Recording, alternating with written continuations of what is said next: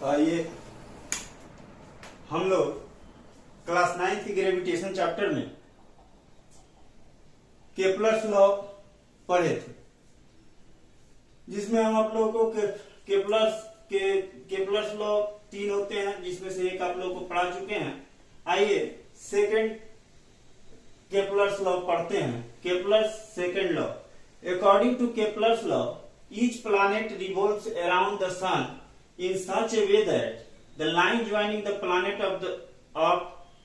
to the sun sweeps over equal area in equal interval of time.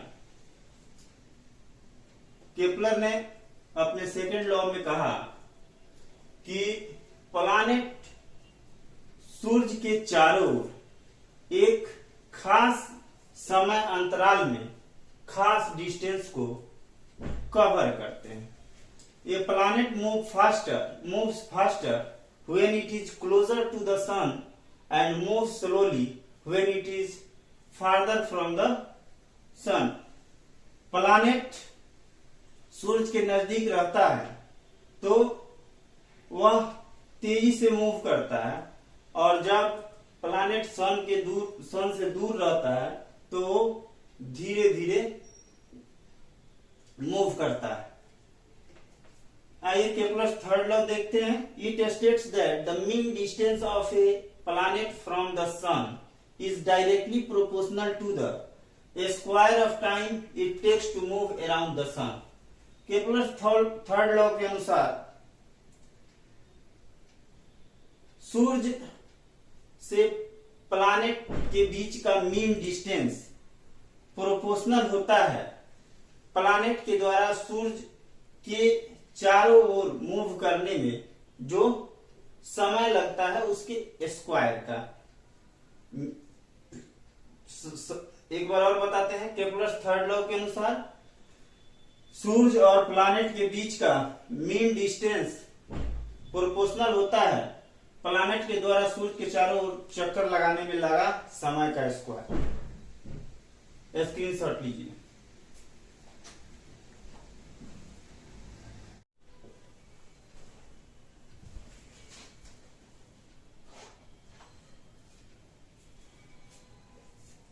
आइए third law of Kepler's third law of planetary motion के according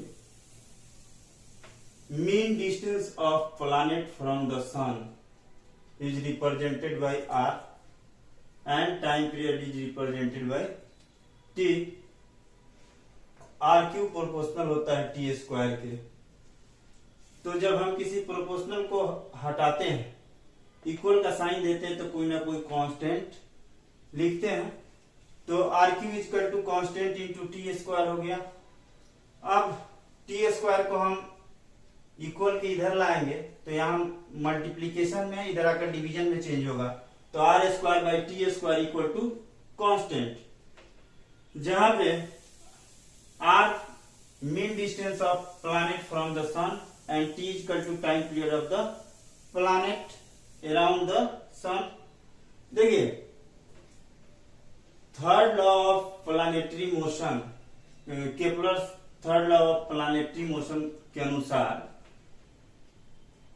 सूर्य और planet के बीच के mean distance का cube proportional होता है प्लैनेट को सूर्य के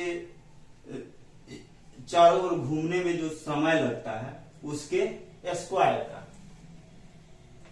ये अब थोड़ा सा एक इंपॉर्टेंट पॉइंट है। The cause of the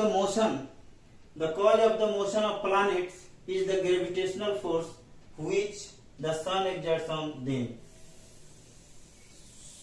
planet सूर्य के चारों ओर चक्कर इसलिए लगाते हैं क्योंकि सूर्य और प्लैनेट के बीच ग्रेविटेशनल फोर्स लगता है। यानी ग्रेविटेशनल फोर्स के कारण, गुरुत्वाकर्षण बल के कारण प्लैनेट ग्रह सूर्य के चारों ओर चक्कर लगाते हैं। स्क्रीनशॉट लीजिए।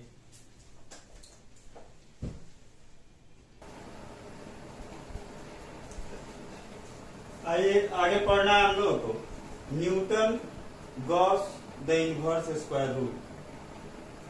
The statement made by Newton in this universal law of gravitation that the force between two bodies is inversely proportional to the square of distance between them is called the inverse square rule.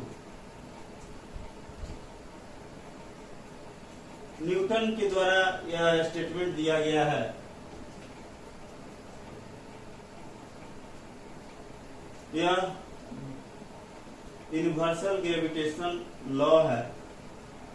इसके अनुसार दो object पे लगने वाला force universal proportional होता है दोनों के बीच के डिस्टेंस के स्क्वायर का, यानी F proportional to 1/r²। Screenshot लीजिए।